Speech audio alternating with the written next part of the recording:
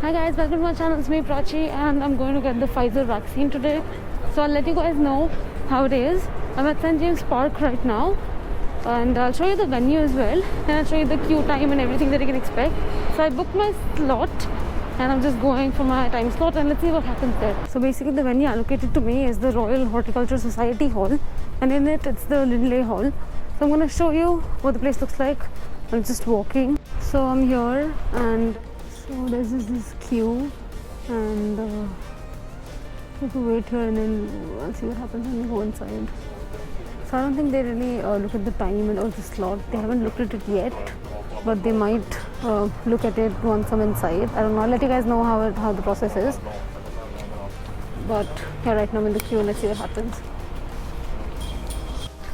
Hi guys, so I basically got my vaccine. So first what I want to tell you is the first thing that she asked me, the person who's giving me the vaccine, she basically asked me if I have any of these and she said if you in case do, then you have to go to a doctor before you get the vaccine. So if you have some severe allergy or if you have like a severe illness or if you have a weakened immune system such as due to HIV infection or maybe a bleeding problem where you bruise easily.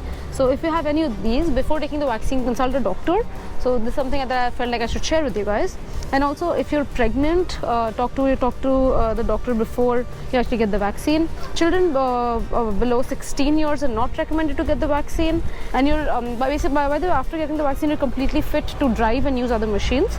And well, yeah, that's pretty much it. So now I want to tell you what the experience was like. So when I went inside, there was a person who basically wrote my name and took my NHS number and everything, and then he matched it with the database, my name in the database. So after that, there were a lot of rows. There were like I think 15 or 10, maybe 10 rows. So I was basically allocated one row, and it was really nice the way they had organized the entire thing. So there were a lot of chairs.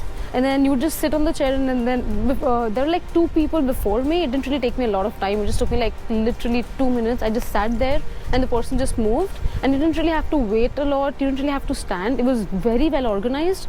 And then she just asked me these questions, the allergy and all of those. And then she gave me the vaccine and then she gave me this, the cotton here. And then there was this wait area in which there were like I think 30 chairs approximately, where you were supposed to wait for 15 minutes before you could leave. And then they actually came, they were asking you if I was okay, and they were like giving water and everything to everyone. So it was amazing the way they had organized the entire thing. I really liked it. And now I just want to talk about and also she told me that if you have any if you experience any fever or anything, I can take paracetamol. And this they gave me this leaflet which is really useful, and this is my card, by the way. Anyway, so this leaflet basically mentions the allergies and everything that I read out to you guys.